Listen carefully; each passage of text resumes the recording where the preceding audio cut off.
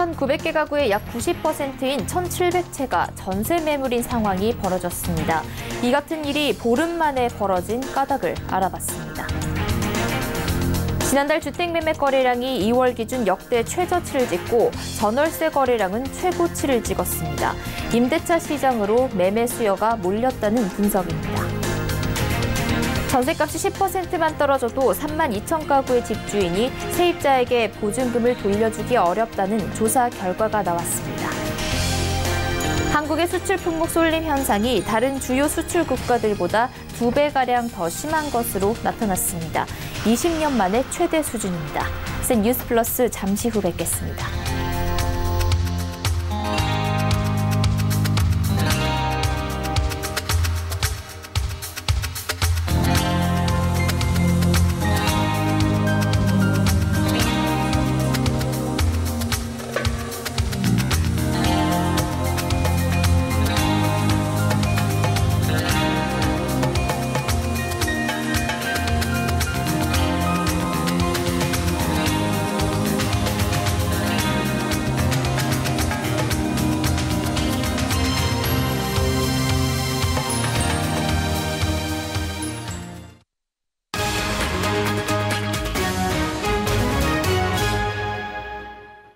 시청자 여러분 안녕하십니까? 센 뉴스 플러스 양한나입니다.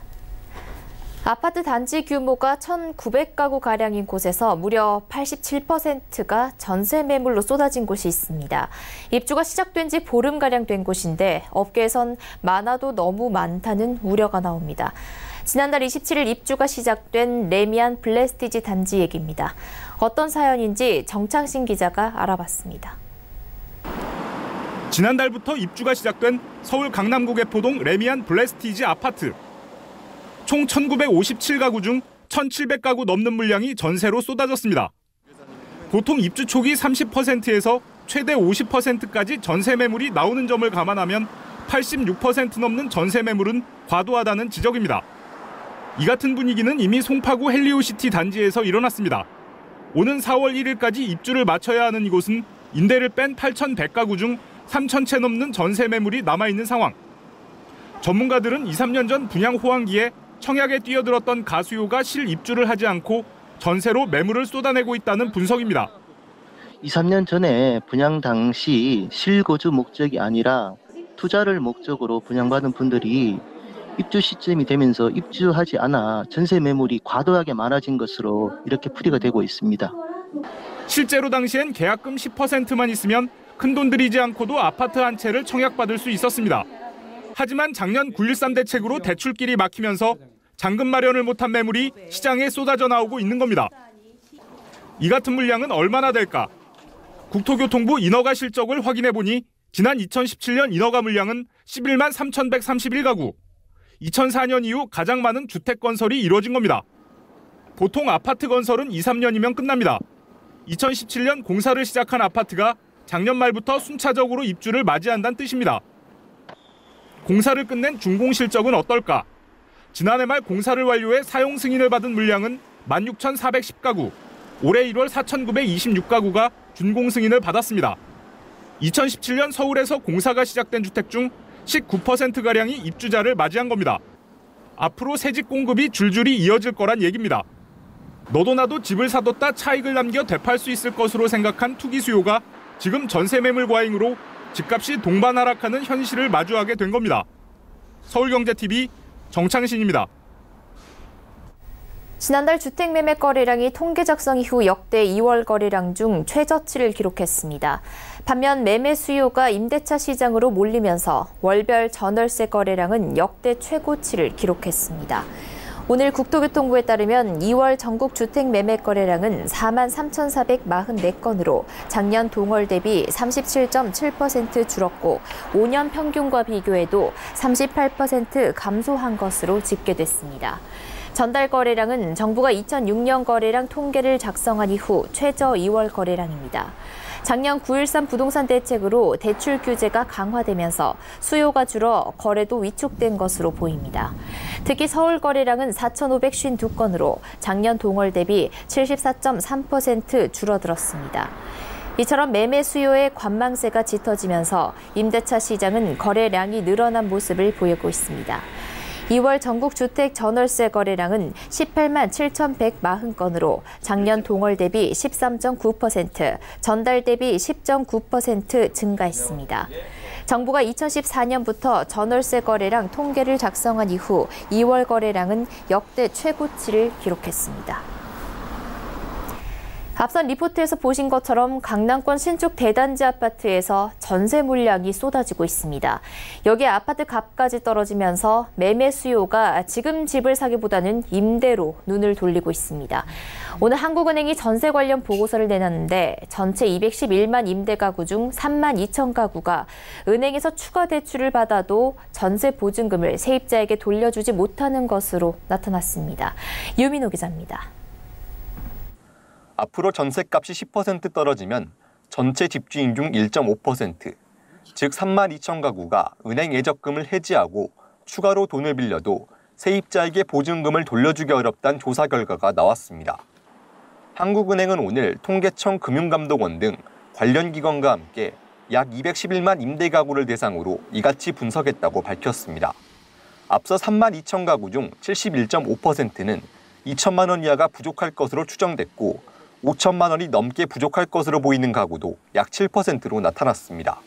한은은 전셋값이 더 하락하더라도 금융 안전성을 해칠 우려는 현재로선 높지 않다고 내다봤습니다.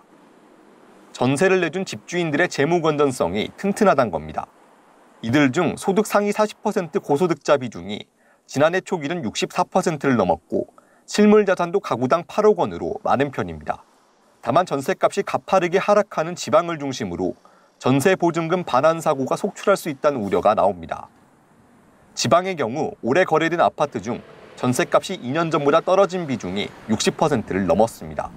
정책적인 대상자가 선정이 될 수 있다 그러면 보증금 반환 보증과 같은 부분에 있어서의 비용을 정부가 좀 지원해 줄 수 있는 그런 방안도 좀 고민해 볼 시점이 아닌가 생각을 합니다. 서울경제TV 유민호입니다. 한국의 수출 품목 쏠림 현상이 해외 주요 수출국 평균보다 2배가량 높았습니다. 한국경제원은 오늘 우리나라의 수출 편중성 분석 및 시사점 보고서에서 한국의 수출 품목 집중도가 20여 년 만에 최고치를 기록했다고 밝혔습니다. 수출 품목 집중도란 수출 품목 쏠림 현상의 심각성을 나타내는 지표로 지난 2011년 최저점을 기록한 후 계속 상승해 작년 137.2를 기록했습니다. 이는 홍콩을 제외한 10대 수출국 중 가장 높은 수치로 평균치보다 1.8배 높습니다.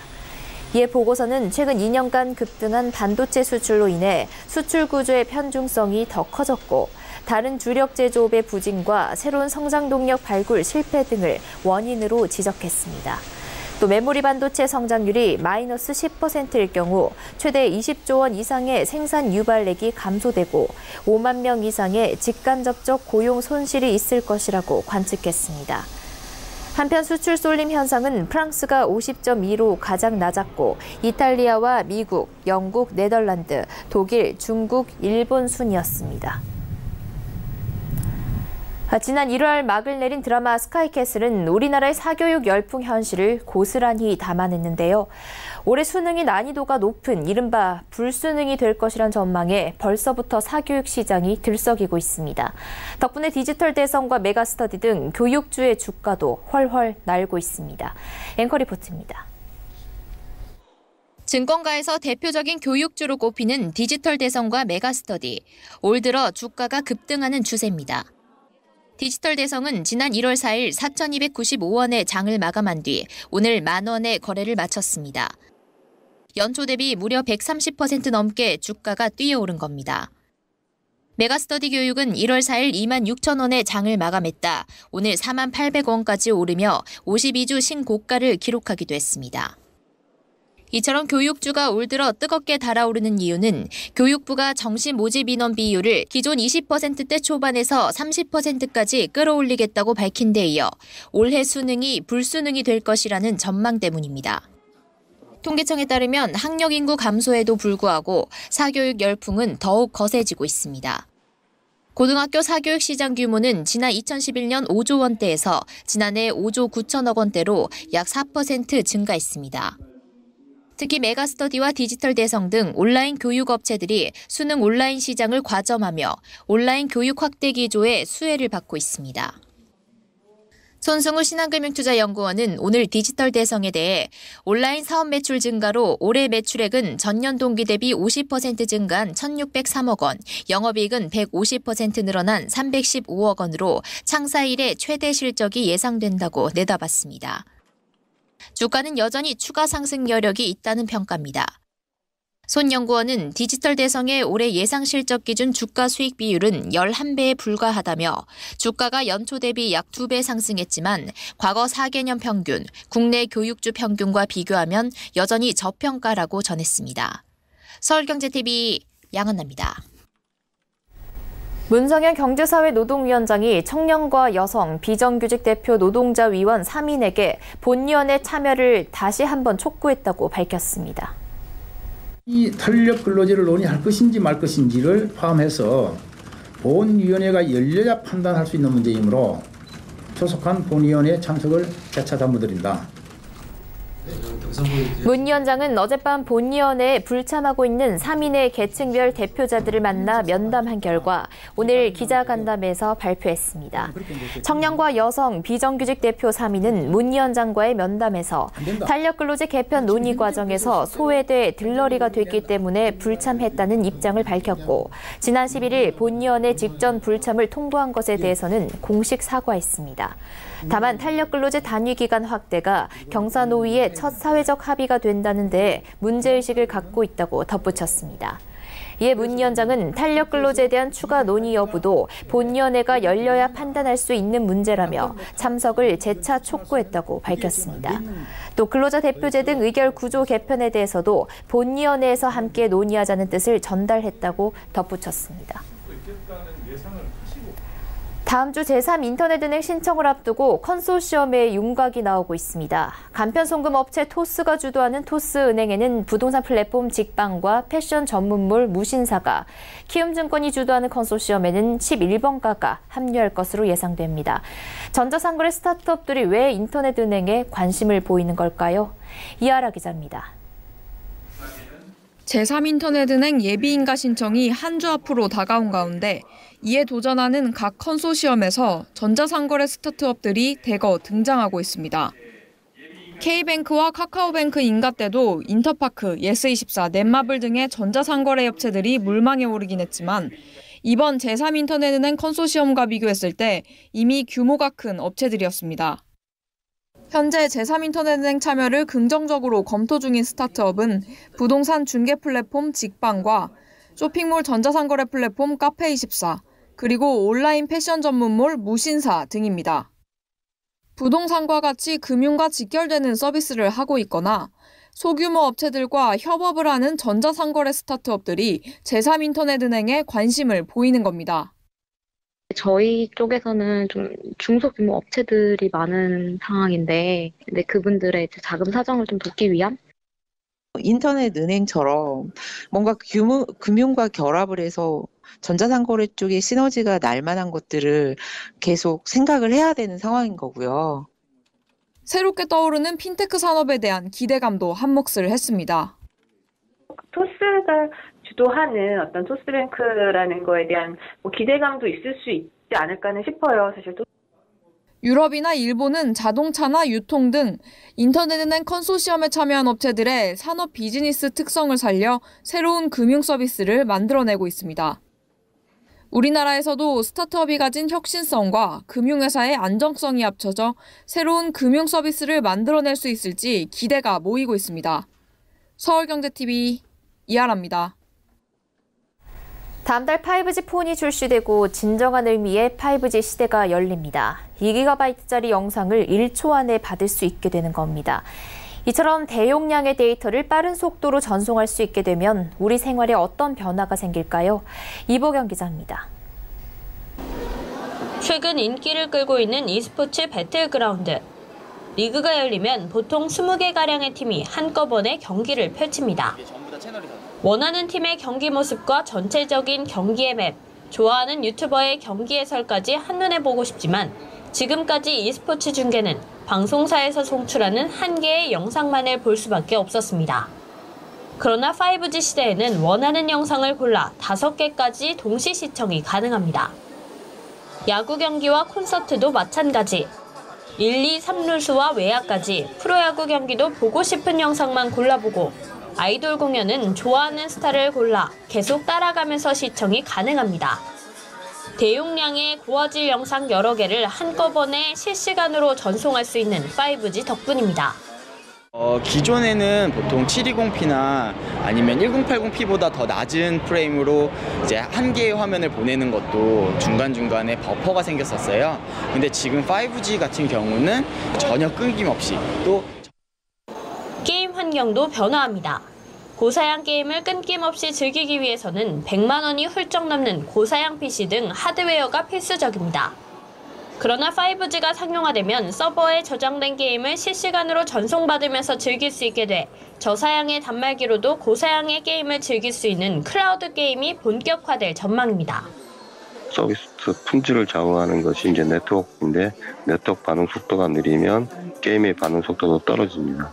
5G는 고용량, 초고속, 초저지연성을 특징으로 하기 때문에 클라우드 게임에 아주 적합한. 다음 달 열리는 5G 상용화 시대. 미디어와 게임에서부터 변화가 시작될 것으로 관측됩니다. 서울경제TV 이보경입니다. 생명보험협회가 예금보험료 인하를 적극적으로 추진하겠다고 밝혔습니다. 작년 7,800억 규모였던 예금보험료를 800억까지 낮출 수 있을지 주목됩니다. 오늘 생명보험교육문화센터에서 열린 기자간담회에서 신용길 생명보험협회장은 당국에서도 생명보험업계 입장을 충분히 이해하고 방법을 고민을 하는 것 같다며 작년 생명보험업계가 예보료를 7,800억가량 냈는데 90%가량을 경감한 800억 원까지 낮출 수 있을 것으로 기대한다고 말했습니다. 업계는 국내 예보료 부과 기준은 수입보험료와 책임준비금의 평균으로 부과하고 있다며 특히 생명보험은 만기가 최소 10년 이상이고 만기까지 누적 적립되기 때문에 예보료가 계속 올라간다고 설명했습니다. 반면 은행은 만기가 1년 미만이기 때문에 중복 부과가 미미하다고도 덧붙였습니다. 또 금융감독 기능과 건전성 강화로 보험사의 파산 리스크가 감소된 만큼 예금보험 기금 손실 가능성이 축소된 것을 반영해야 한다고도 말했습니다.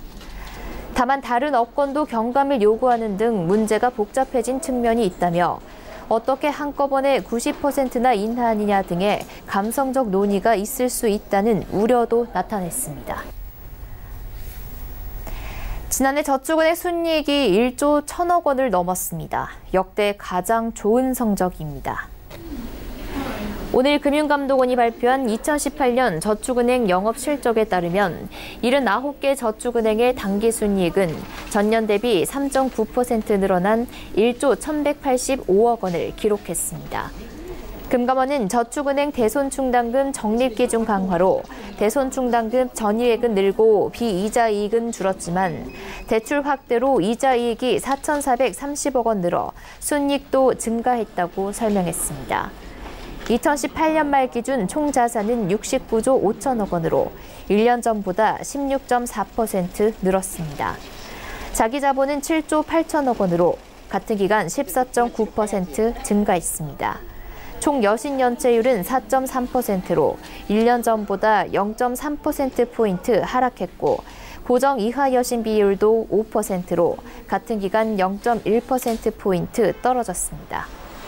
가계대출 연체율도 가계신용대출 연체율이 0.2%포인트 오르면서 전년 대비 0.1%포인트 상승했습니다.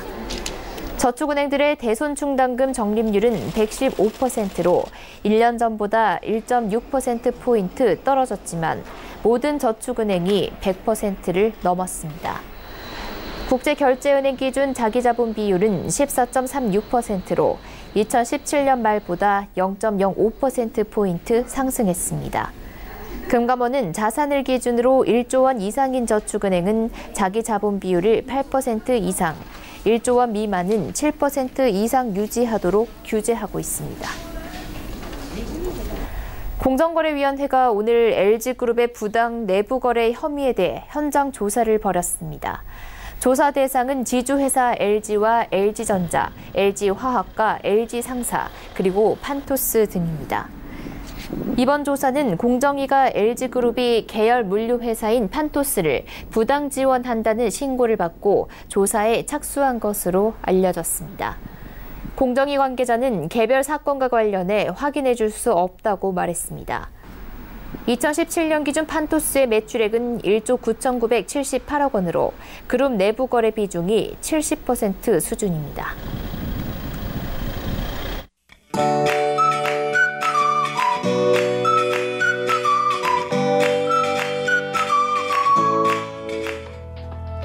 안녕하세요. K웨더 IP스타일 예보 최현미입니다. 내일은 전국에 비 소식이 있습니다. 점차 흐려져 늦은 오후부터 서쪽 지방에서 시작돼 저녁에는 전국 대부분으로 확대되겠는데요. 비는 모레 아침까지 이어지면서 양은 30에서 60mm가 되겠고요. 제주 산간과 남해안을 중심으로는 120mm 이상 폭우가 예상됩니다. 여기에 돌풍과 함께 천둥 번개가 치는 곳이 있어 미리 시설물 관리에 주의하셔야겠습니다. 비는 내리지만 기온은 평년 수준을 웃돌며 추위는 없겠습니다. 서울 아침 기온 7도에서 한낮엔 15도가 예상되고요. 다만 미세먼지 농도는 서쪽 지방과 강원 영서를 중심으로 종일 높게 나타나겠습니다. 마스크 챙겨주셔야겠습니다. 현재 위성 영상 보시면 수도권에는 구름이 많이 지나면서 그 밖의 전국은 맑은 모습입니다. 내일은 서쪽에서 다가오는 저기압의 영향을 받겠습니다. 다음은 자세한 지역별 날씨입니다. 중부지방 아침 기온 오늘보다 오르면서 서울이 7도가 되겠고요. 낮 동안 서울 15도, 대전 18도까지 오르겠습니다. 동해안 지방 건조특보가 계속되면서 비가 내리기 전까지 화재 예방에 신경 쓰셔야겠고요. 강릉 19도가 되겠습니다. 남부지방은 비 피해 없도록 대비 잘 하셔야겠습니다. 낮 최고 기온 광주 19도, 전주, 대구 20도로 추위는 없겠습니다. 전해상으로도 비가 내리면서 물결은 서해와 남해상에서 최고 4m로 매우 높게 일겠습니다. 항해나 조업하는 선박은 각별히 주의하셔야겠습니다. 모레 비가 그치고 나면 점차 북서쪽에서 찬 공기가 유입되겠는데요. 금요일과 토요일에는 평년 수준을 밑돌면서 쌀쌀해질 전망입니다. 날씨였습니다. 센 뉴스 플러스 여기까지입니다. 시청해주신 여러분 고맙습니다.